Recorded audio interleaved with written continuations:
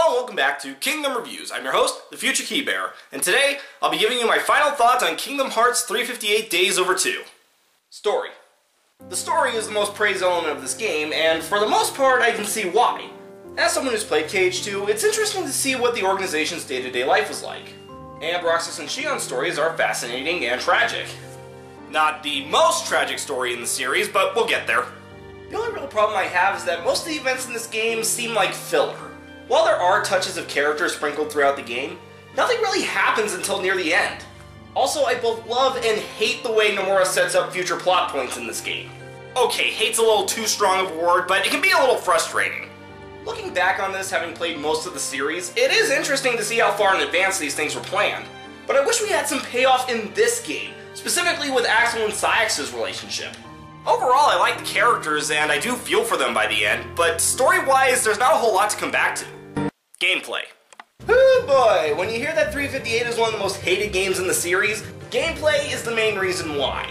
And I sort of understand. The combat isn't bad, it's more or less the same as it was in the first game. Sure, it can benefit from some extra shoulder buttons and a pair of analog sticks, but those are the limitations of the system it's on. For me, the main problems come down to two major issues. The first is the mission-based gameplay. One of the things that makes Kingdom Hearts so great is the ability to explore the worlds of your favorite Disney movies. But only being there for a little bit at a time and being restricted to where you can go kinda takes that away. The other issue is the panel system. It could have been better. As a stat management screen, it's an interesting concept. Hell, if the screen was limited to just levels and abilities, it might have been fun. But when you have to throw your magic and equipment on top of that and remembering that it limits how much you can use this stuff in the field, that's when it gets on my nerves. Presentation. Okay, this is one element where I really don't understand where the hate comes from. Yeah, this game looks nowhere near as good as the PS2 titles, but here's the thing, it's not on the PS2, it's on the Nintendo DS! Yeah, if this game came out on a 6th generation console, then this would be a fucking train wreck. But this was on the DS, and really, as far as 3D graphics go, this is one of the best looking games on the system. And the few fully animated cutscenes that are in the game look great.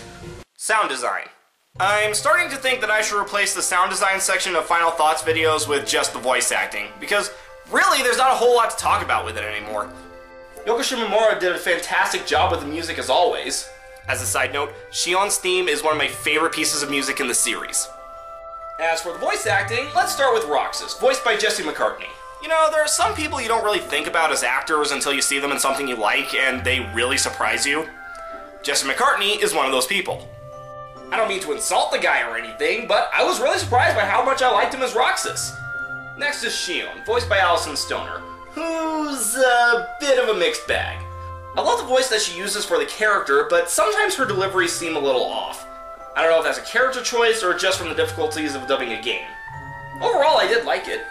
Because the remaining actors don't get enough time to voice their respective characters, I'm gonna save them for Kingdom Hearts 2. Though I will say this, Christopher Lee, you are perfect as Diz. It amazes me that you came back for a handheld title, and we all miss you dearly. Summary. This is seen as one of the worst games in the series, and that claim is not entirely unjustified. While the story is interesting, it's not as much fun to play as the other games. It is worth at least one playthrough, but if you come back to it, it'll probably be a number of years later. Well, that's it for this episode. Tune in next time as we go over some fun facts about the game.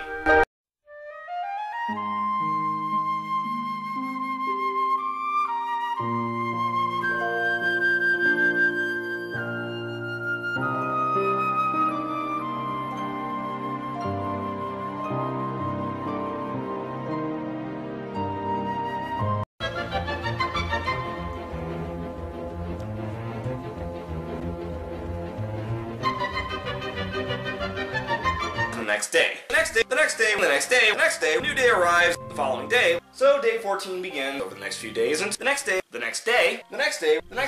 20 days later, the next day, another 20 days, the next day, after a few more days, the next day, within the next few days, the next day, over the next few days, the next day, the next few days, the next day, the next few days, the next day, a few more days pass, the next day, the next few days, so the next day, the next few days, the